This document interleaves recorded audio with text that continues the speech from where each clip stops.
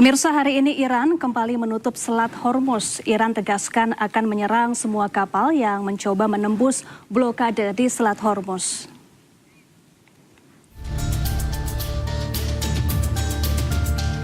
Komando Militer Gabungan Iran mengumumkan Selat Hormuz ditutup mulai Kamis pagi. Selat Hormuz tertutup untuk seluruh kapal, baik kapal tanker minyak dan kapal komersial. Televisi pemerintah Iran menyebut 2 kapal yang mencoba melewati Selat Hormuz secara ilegal telah diserang. Militer Iran juga menegaskan setiap kapal yang mencoba melintas Selat Hormuz akan ditembak. Penutupan terjadi setelah bentrokan hebat antara Amerika Serikat dan Iran di Selat Hormuz. Ledakan hebat juga terjadi di kota pelabuhan selatan Bandar Abbas, Pulau Qesem, kota Minab, dan Sirik. Penutupan Selat Hormuz membuat harga minyak mentah dunia naik tajam sekitar 1,7 hingga 2%. Ya, untuk membahas kenaikan harga BBM non-subsidi, kita telah terhubung bersama juru bicara Kementerian SDM, ada Mbak Dwi Anggia. Assalamualaikum, selamat siang Mbak Anggi, apa kabar? Waalaikumsalam, selamat siang, siapa, apa kabar? Baik juga Mbak Anggi, langsung saja apa yang sebenarnya terjadi terkait isu kenaikan harga BBM non-subsidi yang sedang menjadi perhatian publik saat ini?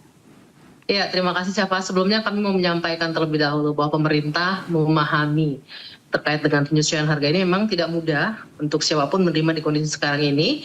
Namun langkah ini yang pasti memang harus diambil, diperlukan agar sektor energi kita tetap sehat, pasokan tetap terjaga, dan juga tidak menimbulkan distorsi di pasar energi nasional. Kami juga memahami sekali siapa bagaimana kekhawatiran masyarakat, tapi ini adalah pilihan yang tidak bisa terhindarkan, karena kalau berbicara BBM, sebelumnya saya harus jelaskan terlebih dahulu nih, ada BBM subsidi dan BBM non subsidi.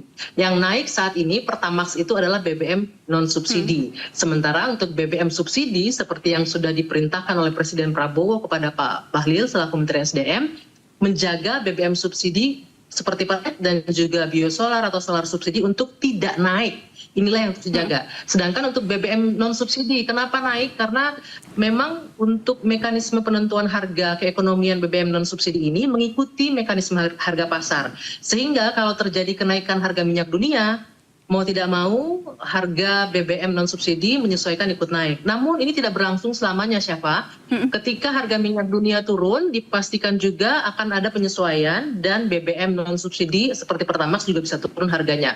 Seperti yang kita ketahui untuk Dex Series di awal Juni ini mengalami penurunan karena ketika sebelumnya harga minyak dunia sempat turun.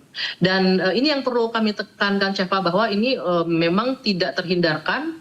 Dan kalau ditahan terlalu lama, harga BBM non subsidi tidak mengalami kenaikan, mungkin nanti efek kedepannya akan lebih berat bagi masyarakat. Tapi percayalah bahwa pemerintah memilih ini sebagai langkah agar pasokan kita tetap terjaga, kestabilan energi, sektor energi kita tetap sehat, tetap sustain, dan pasar energi nasional ini tetap terjaga. Demikian, siapa? Baik, lalu seberapa besar pengaruh harga minyak dunia dan nilai tukar rupiah? Produksi nasional kita, artinya ada 1 juta yang masih kita butuhkan, baik itu berupa crude dan juga produk BBM dari luar yang harus diimpor. Inilah yang juga mempengaruhi ketika harga minyak dunia melambung ataupun turun, pasti akan ada penyesuaian, akan ada dampak. Tapi yang perlu kami tekankan juga, siapa, di sini tidak hanya kepastian harga, tidak hanya ketersediaan bahan bakar atau stok energinya, yang harus dijamin adalah, ini juga sudah diarahkan oleh Pak Menteri kepada Pertamina untuk memastikan distribusi berjalan dengan lancar ke seluruh wilayah, sehingga masyarakat bisa mengakses energi apapun jenisnya, baik itu BBM subsidi ataupun BBM non subsidi dengan aman. Dan yang kami perlu ingatkan juga, siapa? Yang paling penting di sini, pemerintah tidak bisa bekerja sendiri, butuh juga kerjasama dari masyarakat. Untuk itu jangan melakukan aksi panik buying, karena dengan kondisi yang sekarang mungkin masih aman ini bisa jadi tidak aman jika terjadi panik buying. Itu akan menimbulkan kelangkaan di mana-mana nantinya. Baik, jadi tidak perlu panik begitu ya Mbak Anggi. Kemudian bagaimana proyeksi kondisi BBM nasional dalam beberapa bulan ke depan? Seperti yang diarahkan oleh Presiden Prabowo kepada Pak Menteri SDM, kepada Pak Bahlil, siapa pemerintah Presiden memerintah Pak Menteri untuk memastikan stok energi kita secara nasional aman. Dan barangkali juga pemirsa di rumah juga sudah menyaksikan sendiri bagaimana ketika 2 bulan terakhir beberapa negara, hampir semua ya, seluruh negara, seluruh global terdampak, tapi kita alhamdulillah secara stok aman.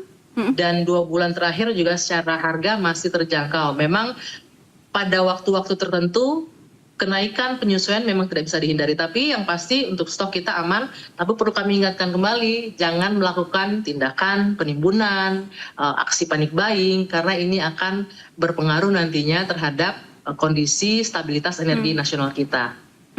Baik, kemudian apa saja langkah mitigasi yang sudah disiapkan jika harga minyak dunia terus berfluktuasi, Mbak Anggi? Yang pasti pemerintah memastikan stok aman. Dengan ditutupnya Selat Hormuz ini otomatis kan 20% pasokan kita terganggu.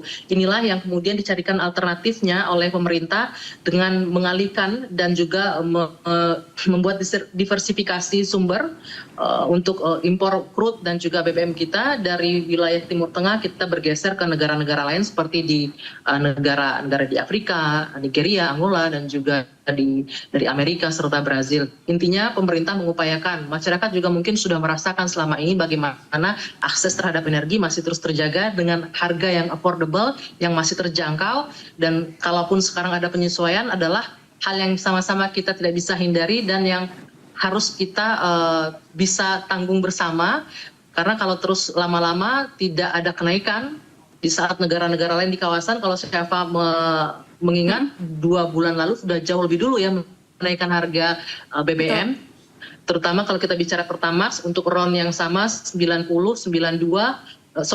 sudah jauh lebih dulu naik di negara-negara lain bahkan di harga 20.000. Kita tahu untuk harga BBM non subsidi ini harga keekonomiannya adalah di kisaran 20 sampai 21.000. Sementara saat ini yang dijual di masyarakat untuk RON 92 atau Pertamax ini masih di harga 16.250. Artinya apa?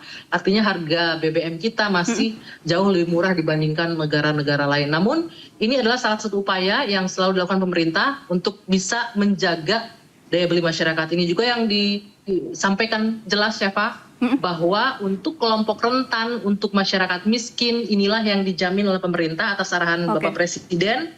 BBM subsidi tidak akan naik, Pertalite tidak akan naik, biosolar atau solar subsidi juga tidak akan naik. Karena ini akan berdampak cukup besar nantinya terhadap kondisi perekonomian kita. Oke, selanjutnya ke depan, apakah nantinya akan ada penyesuaian harga BBM kembali? Pasti, kalau kita berbicara soal BBM non subsidi, yang saya sampaikan tadi, ini kan mengikuti harga minyak nasional, harga minyak global. Ketika saat ini kondisinya naik, mau tidak mau ikut naik. Namun ketika harga minyak global, harga minyak dunia terkoreksi, turun, otomatis penyesuaian itu akan berlangsung. Namun ya tidak kondisinya hari ini turun, harga BBM langsung turun. Karena ada proses ya, kita membeli crude dan juga produk BBM itu ada bertahap, sehingga harganya pun akan melakukan atau akan terjadi penyesuaian secara bertahap juga.